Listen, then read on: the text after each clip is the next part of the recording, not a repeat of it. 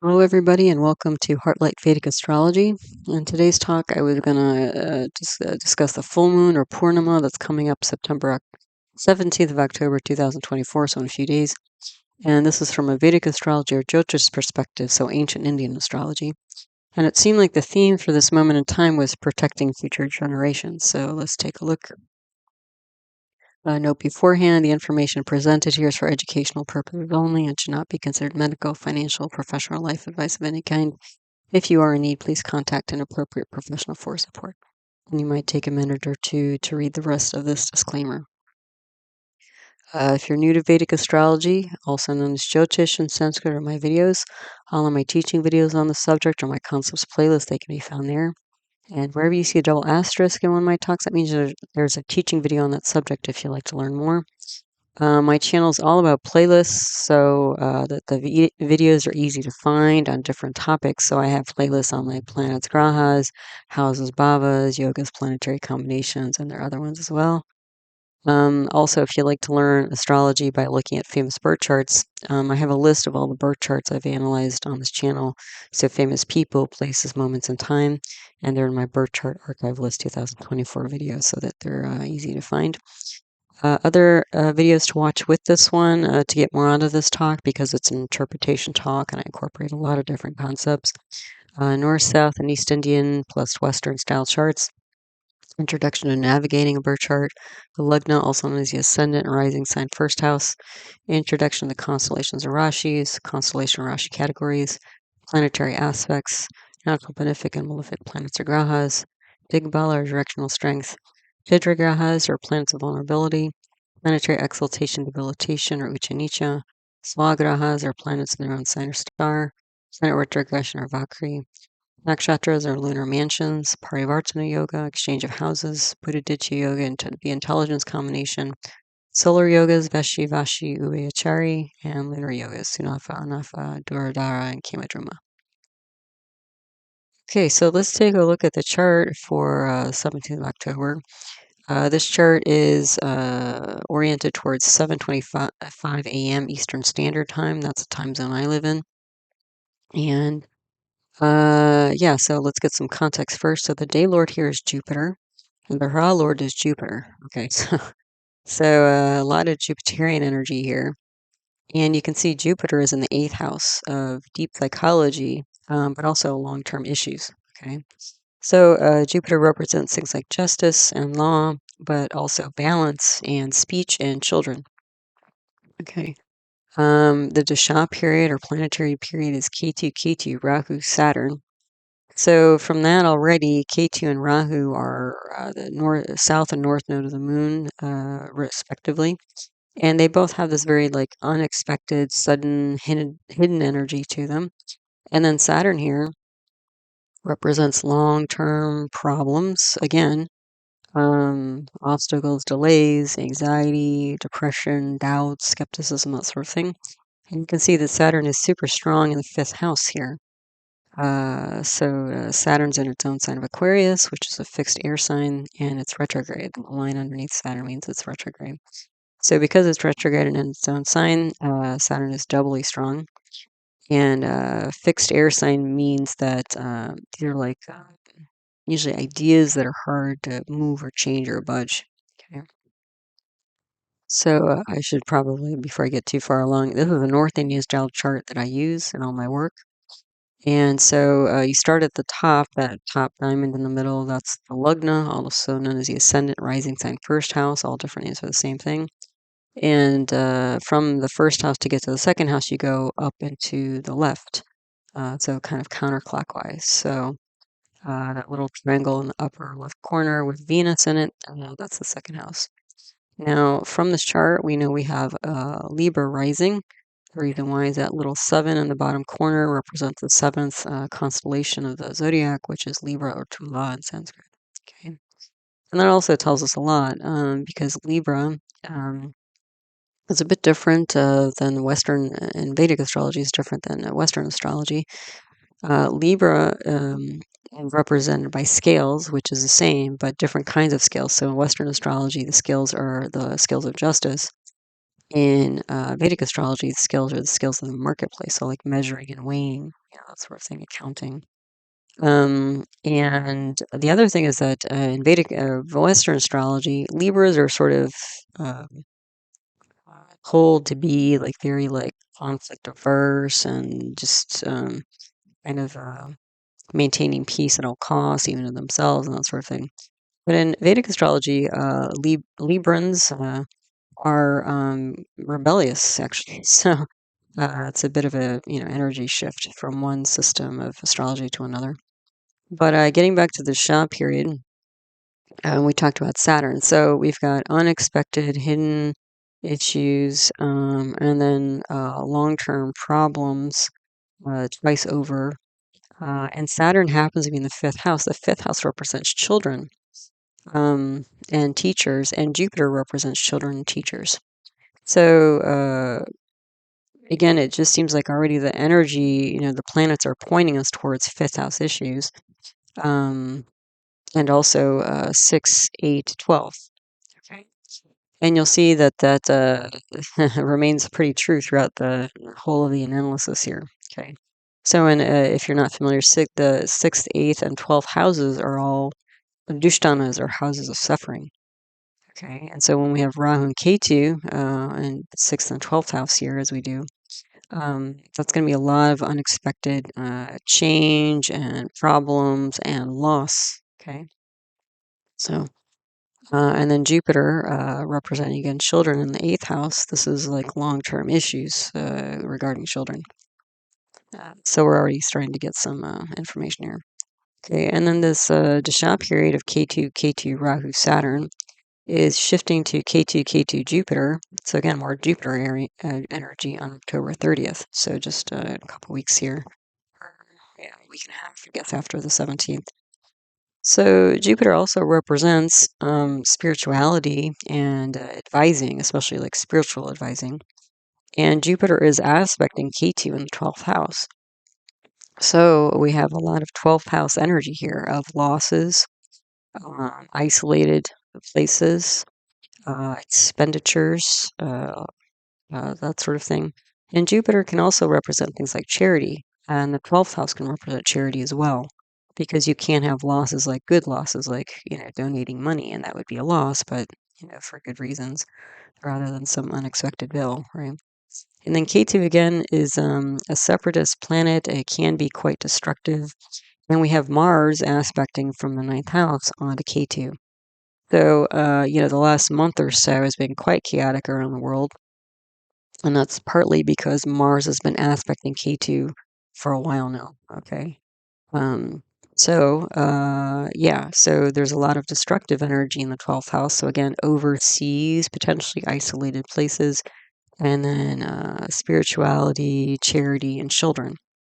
Okay. So already from this, I'm already seeing like kids who are displaced around the world. Okay. Again, that's part of the theme here. We're seeing is like protecting future generations, and we'll see more of it on different levels here. So the Lugna nakshatra is a lunar mansion. Lunar mansions, there are 27 of them, and every lunar mansion is a different energy. So the Lugna nakshatra is chitra. Chitra is symbolized by a gemstone. So this really calls to mind the energy of like construction or building or architecture. Okay.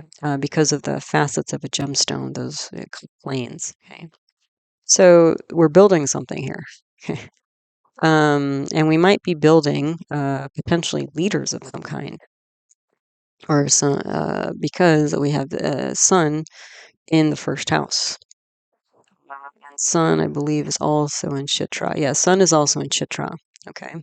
So we have leadership in building and constructing, organizing, that sort of thing, which is diametrically opposed to this Mars K2 energy in the 12th house. Okay, so it's almost like a reconstruction energy. Yeah. Then the moon nakshatra, the moon is in Ashwini. Ashwini is symbolized by the Kumara twins who ride around on horses, and they're like the celestial healers, physicians for like the gods and things like that in Indian lore.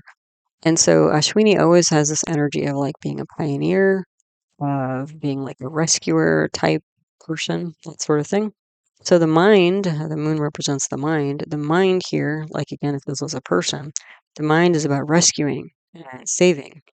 And so we've got this chitra energy coming from the top in the lugna and then the moon. So we have somebody who's saving structures or rebuilding structures, that sort of thing. And these are probably, there's a chaos though going around here because we not only have Mars and Ketu in the 12th house, but we have this massive Saturn, which again is like long-term obstacles, delays, anxiety, all this sort of thing, aspecting the moon, where it's debilitated in Aries. So Saturn is not going to be doing very well. It's not going to be bringing. There's going to be a lot of destructive energy. Let's put it that way, with Saturn and aspecting Aries, and then being on the moon. There's also this sort of destructive energy for the mind and emotions, because that's what moon represents.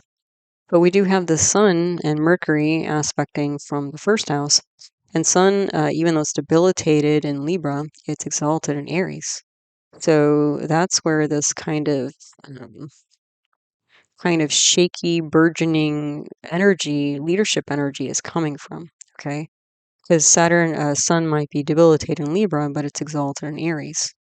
So hopefully, again, Sun will be strong enough. There's a power play here between Sun, which represents things like president, you know,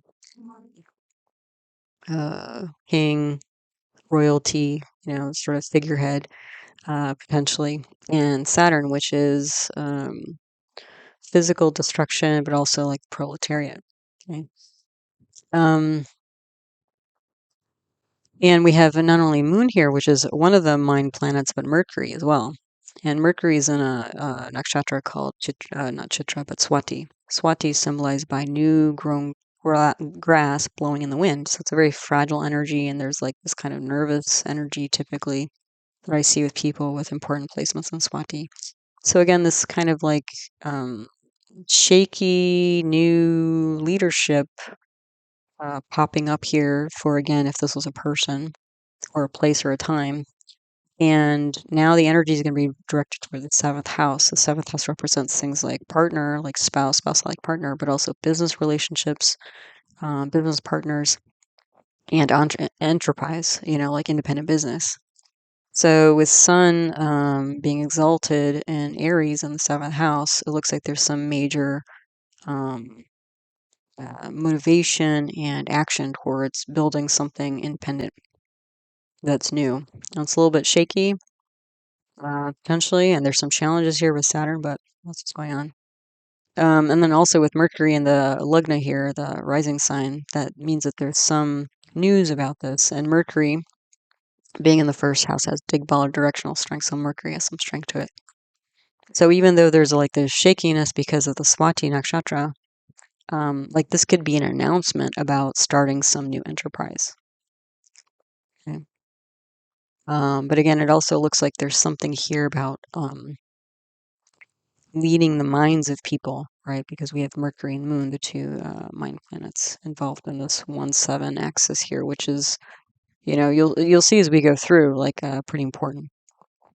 Okay, so the other thing to note is that Sun and Moon, there's also some unsteadiness here because Sun and Moon are in the first degree of their signs. So Sun is in Libra, so it makes Sun a Sundi, we would call it. So when a planet's in the first or last degree of any sign, we call it Sundi. But then the 3 spots in the zodiac, whenever a planet crosses from a water sign, like in this case Pisces, to Aries, fire sign, which is what the moon has just done, those places are special. They're more kind of even more unsteady. They're called Gandanta points because you're not only changing rashis or constellations, but you're also changing nakshatras simultaneously. So this is a shaky beginning, potentially, but also the moon represents things like public. It represents hospitality. It represents mothers. It represents nurturing in general. So you can see there's like this kind of saving of mothers, saving of the public, saving, rescuing of nurturance and hospitality here, despite the obstacles that Saturn's bringing. And there's a huge push towards that with Sun exalted in Aries, right? So it's probably starting to get a picture here already. Okay, so some context here. Well, actually, in the United States, Columbus Day is today's the 14th. Yeah, today's the 14th. Columbus Day is today. Some people refer to it as Indigenous Peoples Day. Either is good, potentially. So what is a Columbus Day? So Columbus set sail from Spain and then came, thought he was going to India, but ended up in North America. And so he sort of credited, even though he wasn't the first European to set foot on North America, he's sort of credited as being the main channel for further development, let's put it that way. So in that, there's a lot of pioneering energy, adventure energy, and leadership energy, just like this chart. Okay, so pioneering new lands, finding new lands, and that's again what I'm seeing here in this chart. So it just kind of reverberates, from social calendar to this moment in time. Okay, so let's go through house by house and see what we see. So again, the Lugna, the top here, is Libra or Tula. It's a movable air sign. So movable meaning there's a lot of action in the way of thinking in the mind. So a lot of thoughts here. So this is, an idea person, potentially, but also marketable ideas, I would say. How we bring this not just fiddle with some ideas in the garage, on our own, but how do we bring this out into the sort of the public realm, So a lot of, just from this, a lot of thoughts, ideas, business oriented, rebellious as well. So, again, and we're also seeing this Ashwini energy with the moon. So this is somebody who's going to forge their own path. Okay, then we have a Sunday debilitated sun and chitra. Again, this could mean again, debilitated government. Sun represents government. Debilitated father. Sun represents that. Boss. Authority generally. Okay, so there's some shakiness here going on. And there, again, it's also a structure of these things because we're in Chitra and Nakshatra. Then there's a Digbala Mercury in Swati. So there's strength here in thoughts, in communication, in business. That's what I'm seeing here. But there might be health issues as well because the sun represents the general health and the first house represents the general health as well. And since sun's debilitated, this might be somebody, again, who has issues with the head, mind, because the first house represents head, mind, psychology. Could be the bones, because sun represents bones. It could be eyes. It could be the spine. Could be the heart. So I would imagine, again, if this is somebody's chart, they could have issues with this. Maybe even something like a stroke, because sun, since it's a Pitta planet, Pitta comes from Ayurveda, traditional Indian medicine, that can involve bleeding. So if there's bleeding in the head, this could be like a stroke type of picture potentially. Okay, so we've got a new communication about leadership, learning maybe, because Mercury represents education, students, health issues, the Lugnatia. So the ruling planet for the whole chart is Venus, because Venus rules Libra, and Venus is an Anuradha nakshatra in the second house. So second house is an artistana, so a house of material gains. Okay, so again, we're getting more tangible energy here, right? We're not just abstracting on our own in a corner somewhere, but we're trying to make this actionable and tangible, bring life to this in the real world, whatever these ideas are. Okay. And what else do we have here? Okay, so we're in the Artistana. Venus is an Artistana. It's an Anuradha, so that's really nice. Because Venus is a planet that represents social grace, compassion, diplomacy, and Anuradha is a nakshatra about victory, but victory through building bridges.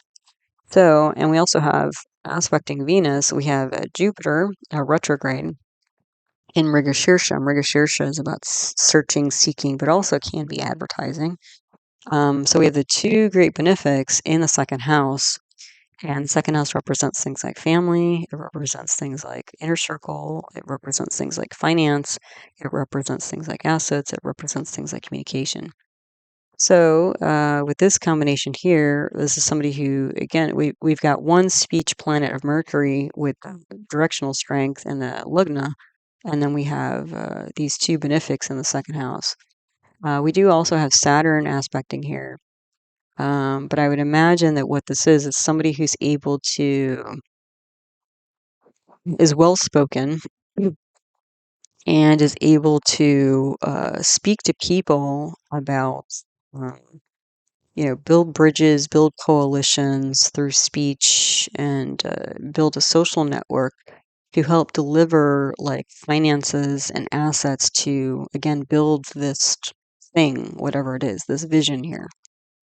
Okay, more than a vision, but actually make the vision come to life. Okay, it's gonna need some money here.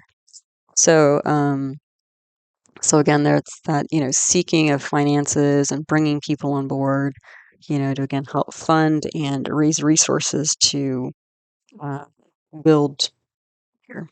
Okay. Yeah. So speech, seeking community support. So it's almost like crowdsourcing in a way. Not necessarily crowdsourcing where you just kind of put up a profile online. It might be part of that, but it's like a lot about generating public support. Getting the right people on board, and then through the right people, the assets and monetary support and that sort of thing. And again, regarding difficulties with children, because this massive Saturn in the fifth house is in a nakshatra called Shatabisha. Shatabisha is translated as 100 healers. So when I see this massive Saturn in the fifth house, again, Saturn's a natural malefic, I would see that there's, difficulties with children here on some level. Okay, it might be medical, it might be physical because Saturn's a physical planet, like it literally represents land and property. The other thing is that the Karaka, the Bhavakaraka, the planet symbolizing the fifth house is Jupiter, and Jupiter is in the eighth house here of long-term issues. And Aquarius, Saturn, and Aquarius, we're talking long-term issues here. So whatever this is, whatever this project endeavor is not like a parachute, what they call them, parachute project type thing where people just sort of jump in, but they have no long-term plan. This is like a long-term plan type person and project here. Okay. And this could, so far I've been talking about some big project, but this could be like a, more personal type project where, for example, if this is somebody's chart, they may have trouble having children, because of Saturn, or if they have children, they might be quite ill because of this Satabisha nakshatra that Saturn is in. And so this crowdsourcing and coalition building and things like that may be more of like a, you know, um, building support groups and resources to help parents of sick children. It could be that kind of thing. It could also be on like an even more personal, individual basis. Is that what I was saying here is that there could be like, because this person has issues, maybe problems having children, they might be interested in like adopting children. And the reason being is because, again, the Dasha period we're in K2 Rahu Saturn.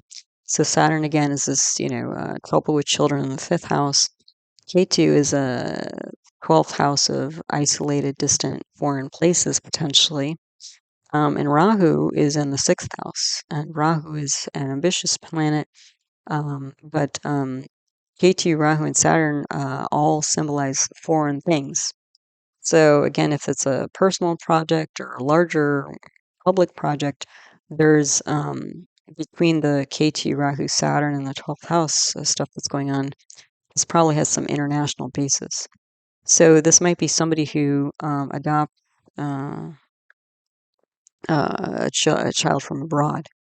And that may be what's going on here, is that the sun that's, kind of unstable or just drying out may be it literally, because the sun represents father and the moon represents mother. This could be um, people who have just decided or are going to adopt a child overseas and becoming new parents. Okay. So you can see on different levels, like whether it's that kind of individual level or whether it's somebody and it could very well be somebody who does both, who not only, has maybe adopted a child in their own life, but their work is about, helping children, supporting children with operational resources and financial resources and, sort of thing. Okay, so what else do we have here? Okay, so the chidra grahas. So chidra grahas are planets of vulnerability. We have here Saturn, Moon, Venus, and Mars. So Saturn again is, this fifth house here, children. Moon is the mind. So there's this kind of rescuing energy and also potentially mothers. Venus here. So Moon and Venus are the two female women planets. And then we have Mars as well. So men and women having difficulty with children. And again, this could also be like, unfortunately, we've had all this, bombing and stuff going on around the world. And maybe these are kids that have, maybe it's like building like orphanages or shelters or some sort of place for children who've lost their parents to be and to meet up with potential adopters and things like that. I can see that as well. Um, so building emotional arts, women. So also like the Moon and Venus are the two emotional planets. Yeah. So and actually all four of those planets, Saturn, Moon, Venus, Mars, those are the four passion planets. So, this is somebody who really follows their heart, it looks like, and is sort of, I would say, sort of reluctantly stepping into a leadership role, and that may not be their aim, their direct aim, but that's where they landed because their passion is so strong. Then we have the money planets here. So the yogi is sun, which is right at the top, so there's some money there. But then we have Abhi yogi, duplicate yogi, so there's dearth and wealth related to Saturn, which is aspecting and debilitating the Aries here, the endeavor here. So there's like a money cycle here. There's, gains and loss financially with this project, which again, if it's some sort of charitable project with children abroad, that's not too surprising. So that may be why the Venus and Jupiter in the second house is so vital and important, like that gift of gab that this person has and ability to get people to open up their wallets and, spend some money on these kids is important. Okay, so yeah, so we have a Buddha Ditya Yoga in this chart, Sun and Mercury in the same sign. It's in the first house, so it's qualified. So it's intelligence combination. Then we also have support for Sun and Moon because we have a Veshi solar yoga with Venus in the second house from the Sun. That's going to support the Sun and again give it the Sun like more support in terms of being well spoken and being well connected. And then we have Jupiter in the second house from the Moon, so that's going to build up the Moon, support the Moon in positive ways. So yeah, intelligence, well spoken, and also well supported. And again, health issues here with heart, stroke, spine, eyes, bones, and sort of thing, potentially. Okay, so let's look at the other houses. Second house, second lord is a Sundi Mars. So we actually not just Sun and Moon, but Mars is almost in the last degree. I would take Mars as Sundi Mars. So Mars is also unstable. Um, and Mars is in Punarvasu nakshatra. So Punarvasu is symbolized by a quiver of arrows. So these sharp, pointed items that sit in a house, on the back of somebody typically. So there's this energy of commuting, like having a home base and going out and coming back. So this is somebody who probably goes out and comes back quite a bit in terms of their work. and going out and coming away from home. So again, if they're on the road, trying to build up finances and gain resources and talk to donors and stuff like that, and also maybe travel overseas to oversee operations, that's going to be a lot of travel. So Venus is here. It's aspected by Saturn and Jupiter. So this is an organizational leader, I would say, because Mars is in the ninth house of, organizations, and Mars is a leadership planet, and especially like a kind of leader that's gonna roll up their sleeves and get into the nitty gritty, of things. So somebody who builds bridges, literally, probably, with family, inner circle, build this network.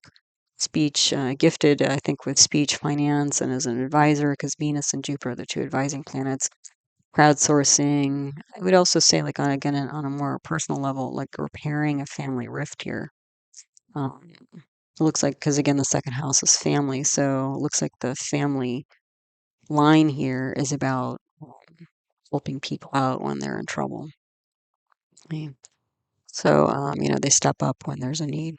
So in the third house lord is Jupiter, and this is aspected by Mars. And again, Mars is, the third house and the ninth house are all about short term or short distance travel and long distance travel.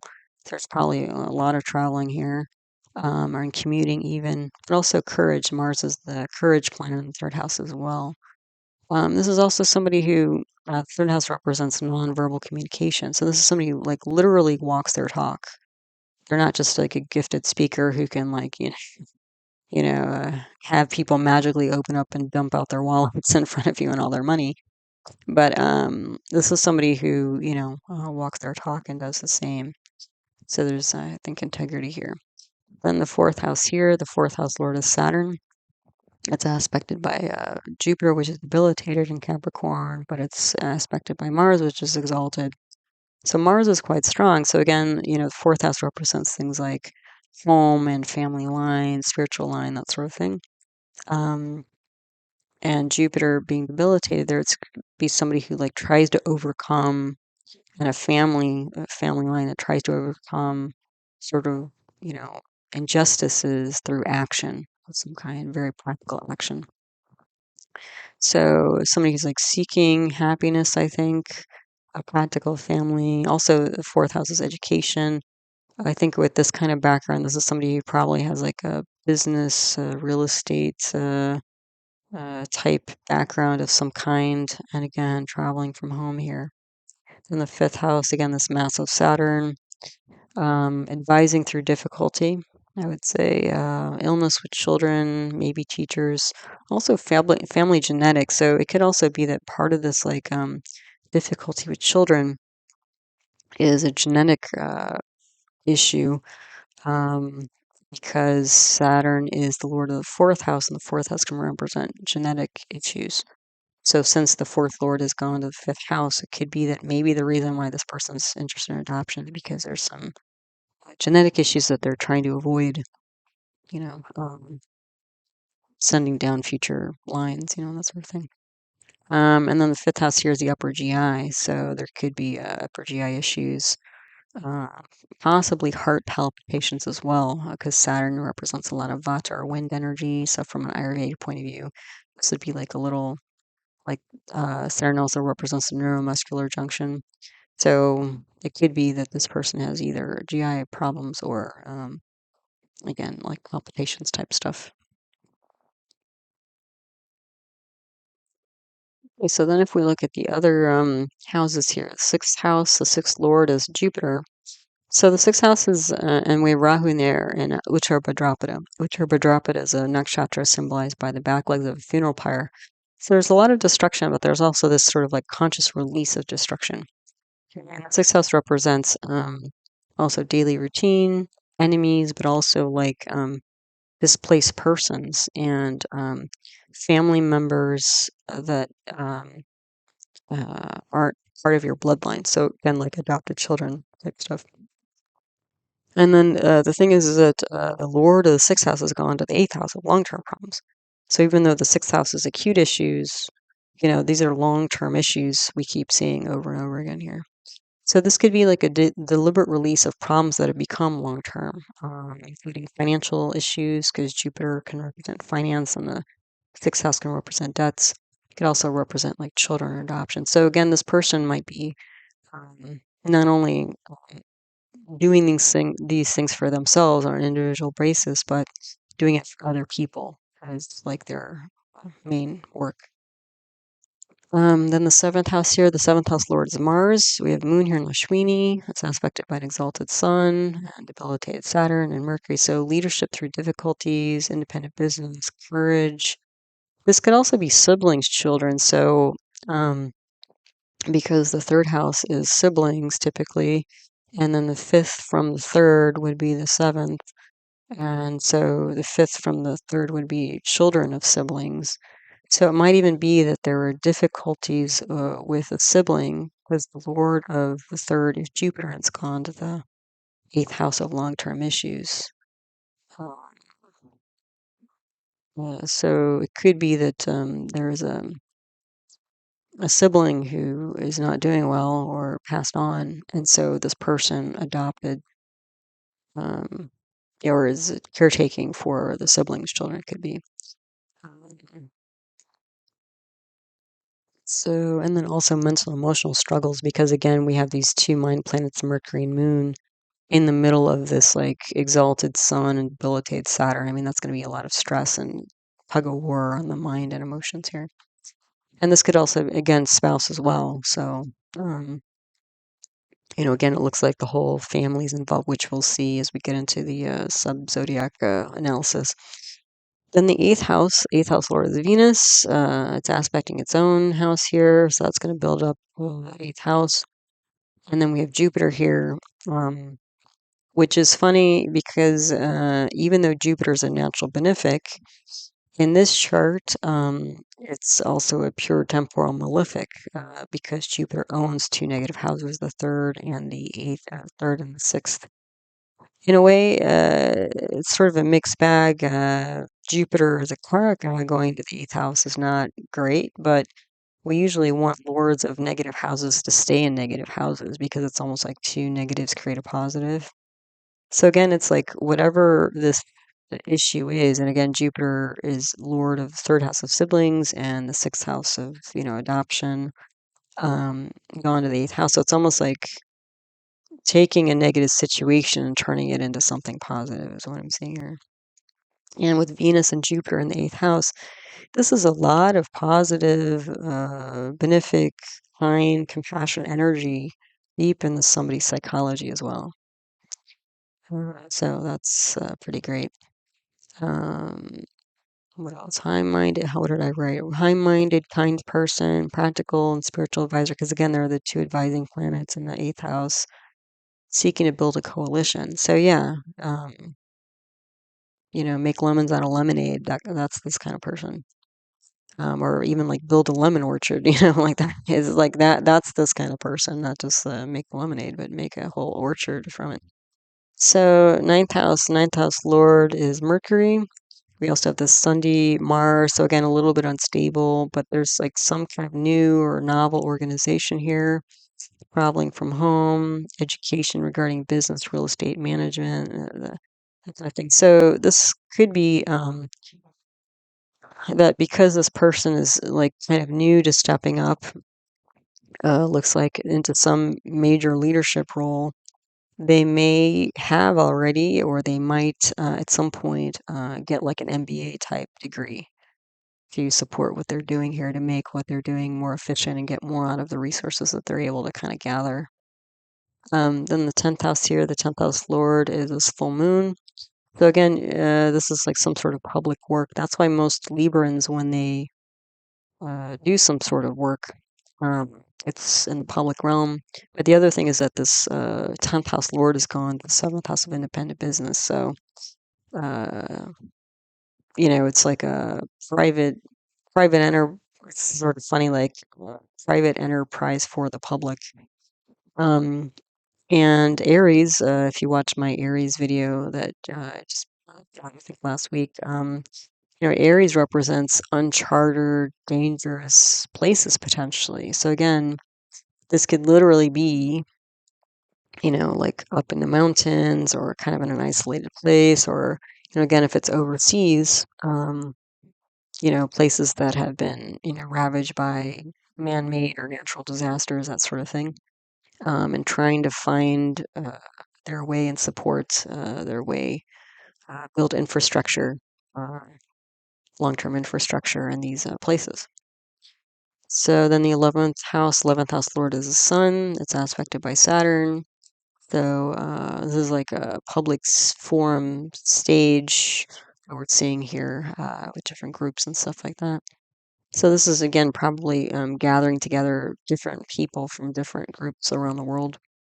Then the 12th house lord is Mercury. We have Ketu there and Hasta nakshatra, which is symbolized by hands. So it's all about like grabbing and letting go, potentially either way, because we're in a dual Earth nakshatra. So it's like a sorting process here. And it's aspected by Mars and Jupiter. So Mars can represent property, Jupiter can represent children, law. Mercury, again, is a detail-oriented, organizing planet. So seeking to help land or with land, traveling overseas, orphan children, refugees, that sort of thing. Keep kind of getting that over and over again. So let's look at the subzodiacs and see what we see there. Oh, so wait, so sorry, before I move on, I just want to mention, like, while I was going through this chart, a few things came to mind that it reminded me of.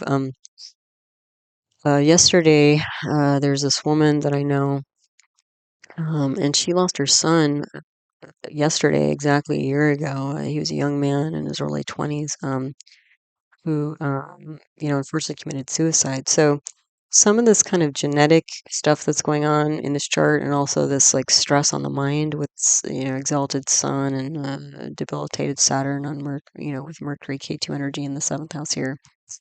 Like I could see somebody like her, turning that unfortunate event with her son into something where she starts, building something, to help other parents who, unfortunately had to deal with these issues, and create some sort of like support group or that sort of thing. Another thing this chart reminded me of is this organization called Save the Children, which is actually based locally near where I live, and they're usually one of those first groups that I hear from.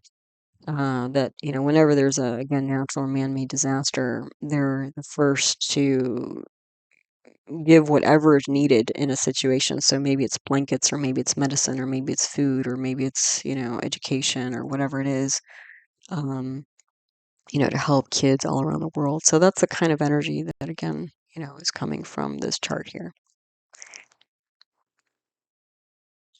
Okay, so now the subzodiacs. So these, when I go through these are subzodiacs, also known as amshas, also known as subdivisional charts.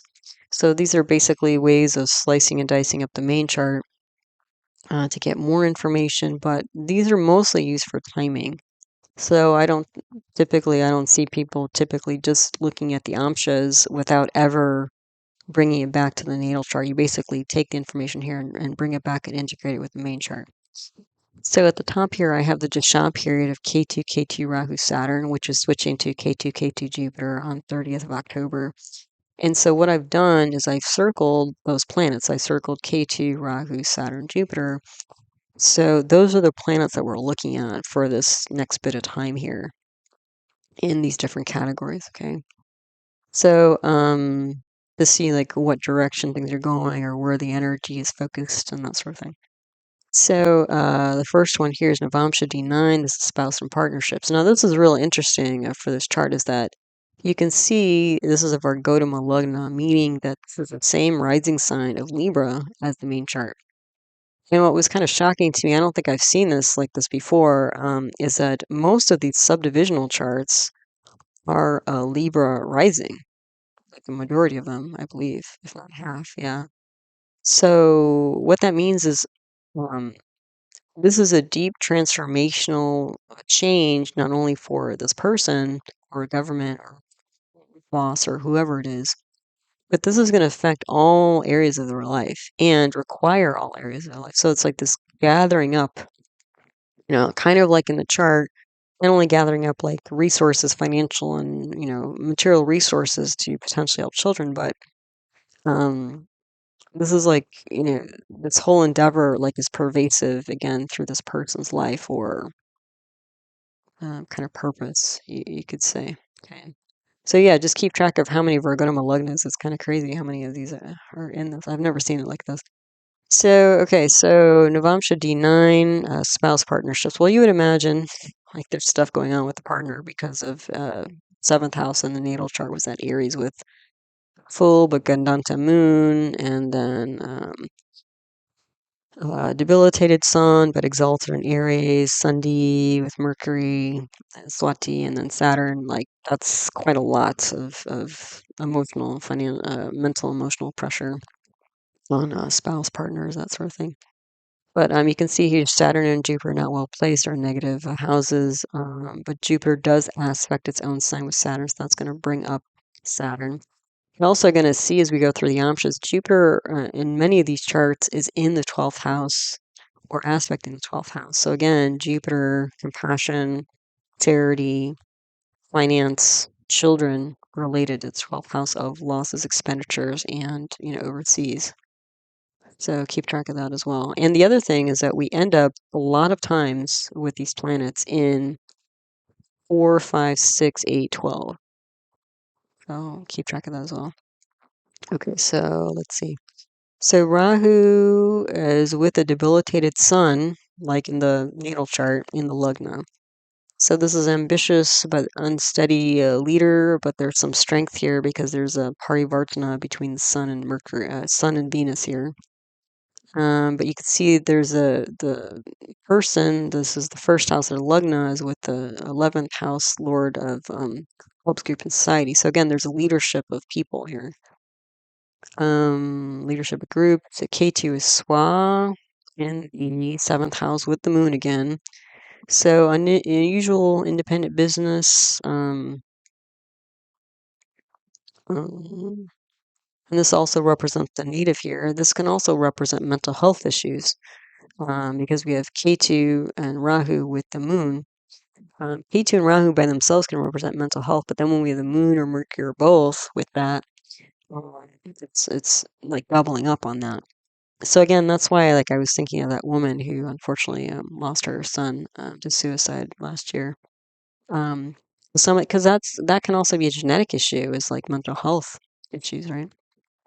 So I mean, I know some people who don't have children because they know there's like a ton of mental health issues in the family, and they're like they just don't want to go there. So anywho, so yeah, so there's some unusual independent business here. And then let's see the moon, and then we have an exalted sun here. So again, we have this mental emotional stress regarding leadership. So again, there's this big shift going on into stepping up. It's like then the Drake and a D3 for siblings, we have another Virgotama Lugna. So the other thing about Virgotama Lugnas is that they mean that they're important, but if all of the Amshas are Virgotamas, it means that like, they're all important. So like how do you sort through that? It's kind of interesting. So but you can see all the grahas are well placed here.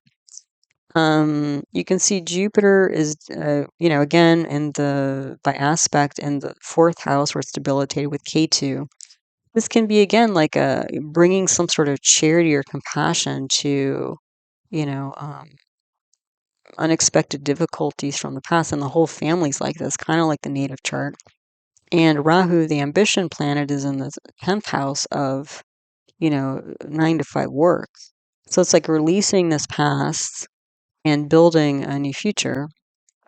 We have Saturn in the 9th house. This could be like bureaucracy. This could also, again, be land, leadership, property, some physical structure here. There's a parivartana between, what is it? We have Mercury and Saturn here. So this is like, again, sorting through details here as an organization. 5th house is going to have Mars and Saturn and Mercury here. So this is like, again, an engineering type energy, like the main chart. And when Saturn is in the 5th house through Parivartana, it's going to aspect the moon again. So there's going to, again, be difficulties on the moon here. So you have Saturn on the moon and then Sun exalted on the moon. So again, the moon is getting kind of squished up here in between these really strong planetary energies.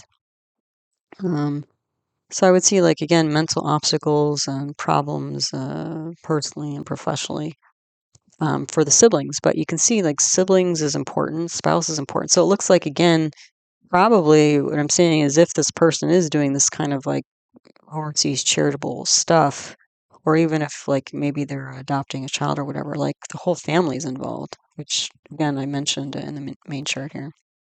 And there's also probably some long distance travel and flight going on here because of Saturn in the ninth house, an aspect in third house. And what else? Yeah, so it's very similar in some ways. They're supporting the energies of the main chart. Okay, so now on this slide, we're going through more relationships. Now we're looking at the Saptamsha D7 for children and Dwadashamsha D12 for grandparents and parents. So you can see, like, we have another Virgo to Malagna here, which children, which, you know, from the main chart, I kept picking up children, especially because Saturn was, you know, again, so strong in the fifth house. So another Virgo to Malagna. This time we have Jupiter and Ketu not well placed. Again, that kind of gives us difficulties long-term involving siblings and children, because Jupiter, again, is the lord of the third house of siblings and the sixth house of acute issues, but again, it's gone to the eighth house of long-term issues. Then what else? We have Saturn is Swa in the fifth house again. Let me just double check. That's 7, 8, 9, 10. No, that's not true. I need to fix that. But you can see Saturn is in Saturn is in the ninth house again with Mercury, Mars, and Venus, and Mercury is in its own sign. So again, this is like sorting through difficulties, sorting through bureaucracy, building, constructing, practical advising, you know, and leadership in that area.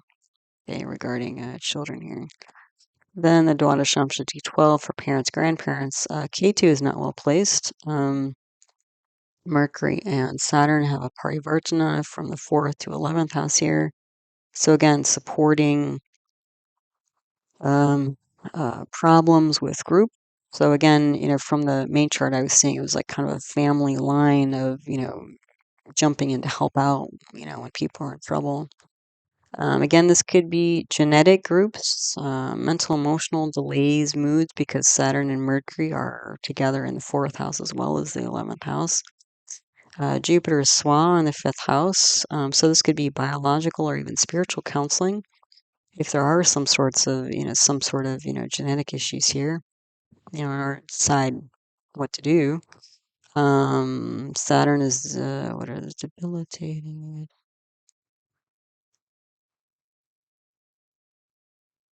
Oh, through Parivartana, Saturn goes to the 4th house and it aspects the 6th house where it's debilitated on the moon again. So acute mental health issues is what we're seeing here. So yeah, some stress to parents and grandparents. But they don't look like, parents and grandparents don't look like they're like right in the mix quite as much. But again, at least they like set some legacy here of, you know, helping out and trying to gain practical and spiritual advisement to know how to proceed during these difficult times with children, looks like. Okay, so now if we look at the amshas for education, Sadamsha D24 and the Dashamsha D10 for career. Again, education for Virgo to Malagna. So education is really important, which again isn't too surprising because Mercury had Digbal on the Lugna, and then Jupiter was aspecting the second house with Venus. And then there's this all that Saturnian energy on the 5th house. So Virgo to Malagna, all grahas well placed. K2 is Swa, so again, there's some kind of unusual something going on in the 7th house here, partnership and how do I say independent business. So with Ketu, Rahu, Jupiter here, this could be like an independent alternative school education. So the focus here on this chart is the seventh house, independent business, unusual leadership organization.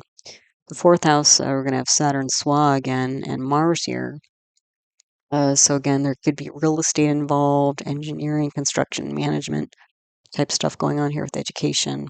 So this might literally be somebody who's like, building again a school or a place, an alternative place for children. Like it could be an orphanage or a school. Then Dashamsha D10 career. Jupiter's not well placed. Again, it's in the 12th house. Loss of children. The sun is debilitated there, but it's in parivartana with Venus. Rahu is Swa in the 4th house, ambition towards home. Venus, Ketu, Saturn, Sun in the 10th house. That's like leading people through adversity.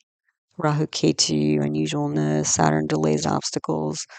Venus and Sun, leading in practical ways through unusual obstacles, long-term obstacles here. Venus, Sun, Jupiter in the 12th house. So leading, advising people overseas through laws, charity, investment of different kinds. So again, it looks like it's not just like a personal thing for this person, but that's what they do for a living, helping other peoples go through and support children as they have. Then we have the two wealth amshas here, the Rudamsha D11 of income and the Chatratamsha D4 of assets. So D11, all grahas are well placed. Venus exalted, Jupiter is Swa by aspect there. So this is, going to be good money coming in here, which again isn't too surprising because we had Jupiter and Venus in the second house of assets. Um, so, and the 11th lord of the natal chart was Sun, and Sun is the yogi. So, there's going to be money coming in through groups and income. Yeah, so this isn't just like, money though. This is like emotional support and advising and finance. So it's not just like, them opening up their own purse, but actually getting other people to support and get involved, like mentally, emotionally, financially, that sort of thing. That's this person's real um, kind of purpose, but also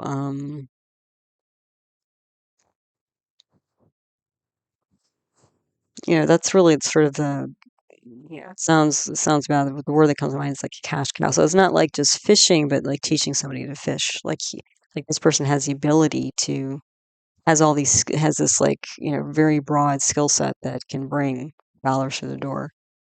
Mars, Saturn in the 7th house, engineering, construction again, independent business. Rahu, Ketu, Mercury, Mars in the 10th house, unusual communication.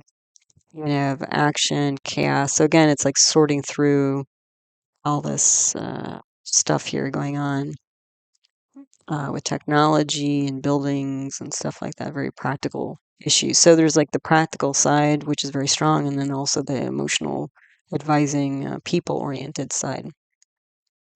Then the Chatrashamsha D4, we have another Vargota Malagna here, so which again isn't too surprising because we had Venus and Jupiter in the 2nd house of assets in the natal chart. K2 is not well placed. It's in the 3rd house, which indicates change or endings. And then doesn't necessarily have to be a bad thing, though. With Jupiter and Venus in the 2nd house, I would imagine that's like a boost of income, which would be a nice change. We have a debilitated Sun again, and Libra, exalted Saturn. Where?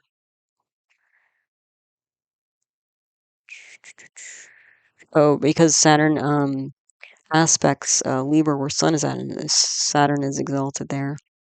Then we have Saturn, Mars, Jupiter, Moon in the Lugna. So leading foreign people, public moms, potentially children through property red tape. So this might be getting like alternative housing for people if they've been displaced for whatever reason. Yeah. So again, it's like more of the same, from the natal chart.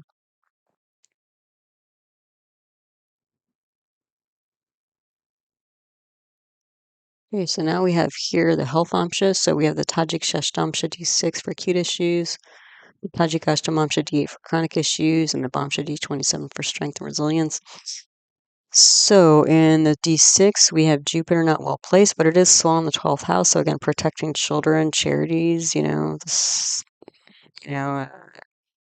there's still some good that's going to come out of that Jupiter, even though it's in the 12th house. Saturn's debilitated in the Lugna through aspect. It's with an exalted sun and moon, and then moon as well. So trouble at home, also with property. Challenge to the mind and emotions, I would see here. And then again, strong leadership, the Lugna, and also the ninth house, because again, the Mars is aspecting the ninth house, or Rahu and Ketu, since Rahu and Ketu are active, Saturn's aspect. So again, there's like challenges here acutely as a leader, kind of a new leader, and kind of unknown challenges in leadership or with the organization that they're leading, again with this children overseas bit going on here. Then the Tajik Ashtamam D8 for chronic issues. Rahu and Ketu are not well placed. All the grahas plus Venus are in the 8th house here. So like all the active grahas. So Ketu and Rahu are there. Saturn's aspecting, Jupiter's aspecting, and Venus as well. So there's concern about people in trouble here. And this is like a chronic thing. So again, this is just like their MO. It's not just something they decided to do one day, but it's like, from birth, this is somebody who's kind of meant to, roll up their sleeves and help people out. There could also be fertility issues here because all of this stuff in the 8th house not only represents deep psychology, but like the sexual system.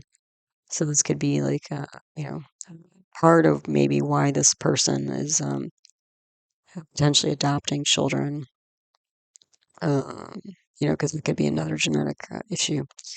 Then Jupiter is Swa in the 12th house here. Again, so Jupiter in the 12th house, plus Mars, plus Saturn, plus Venus through parivartana. So again, charity for people and property, maybe again providing housing or buildings or material goods, operations overseas for kids, help them out. And then what do we have? Then we have Bamsha D27, strength and resilience. Well, we have Rahu, Ketu, and Jupiter not well placed. So the thing is that, this could be somebody because they're so passionate. Remember the 4 chidra grahas were the passion planets. So Saturn, Mars, Venus, Moon. Because they're so emotional and so really gangbusters about this whole enterprise thing, like especially that sun exalted in Aries. Aries is a movable fire sign, and sun is a fire sign. It's and then the moon is an Ashwini. It's like there's no end to how much you can like try to save and rescue people. But the thing is, at some point you might burn out or crash out if you don't take a break, and that looks like what this person might be up against. So let's see, Rahu, Ketu, Jupiter not well placed. Saturn aspects, Ketu and Venus in the 6th house. So again, acute issues with people. Always worried about other people. And again, all the grahas are in the 4th, 6th, 8th, 12th house. So again, stress and loss. And the 4th house not only represents home, but it represents happiness as well. But you still have this massive Jupiter. It's retrograde and exalted in the 8th house. So despite all these stresses, they're still able to maintain optimism. So that's good, I guess. But hopefully they take care of themselves. But, it's a personal choice as to how they want to manage all this. But the tendency, even from the natal chart, is for them to overdo, and then we're seeing it here, is that might take a toll on their health. So then the last chart here is about spirituality and worship. We have the Panchamsha D5 at the top with innate spirituality, and the Vimshamsha D20 for formal worship. So again, another Virgo to Malagna. That's a lot of them. Let's see, Saturn and Rahu are not well placed. Grahas again in the 4th, 6th, 8th, 12th houses, the active ones.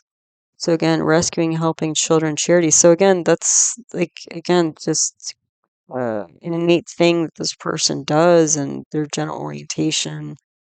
And that's their spirituality, is doing this kind of, helping out children work.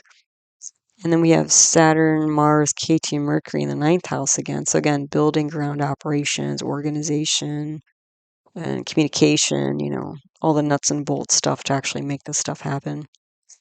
And then the Vimshamsha D20 for formal worship. All the grahas are well placed.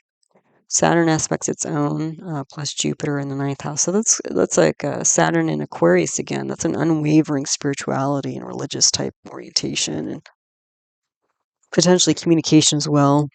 Rahu, Ketu, Venus, Mars in the 10th house, rescuing people in dire straits. That's the work. So again, it's just all encompassing, this rescue mission, kind of stuff that this person does is all encompassing on every level, in every aspect of their life.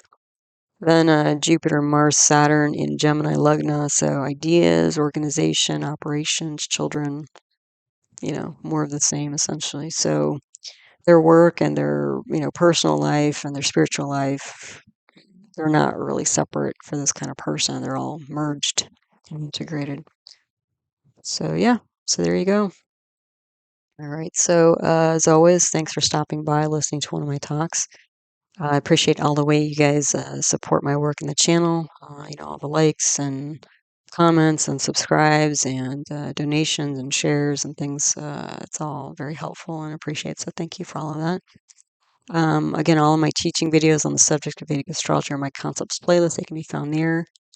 Famous birth charts can be found. The list of them can be found in my birth charts archive list 2024 video. I do offer individual birth chart readings live on Zoom and as a recorded video. If that's of interest, you can email heartlight@yahoo.com for more info. I have another YouTube channel on natural medicine that talks about other Vedic arts like Ayurveda, traditional Indian medicine, and yoga, as well as other paradigms of medicine like homeopathy and naturopathic medicine. And the name of that channel is called Nature Source Care. So that's out there too. So as always, I hope you found this talk helpful, useful, and interesting to you as you learn to navigate the energy cycles of your own life. All right, so take good care, and until next one, namaste.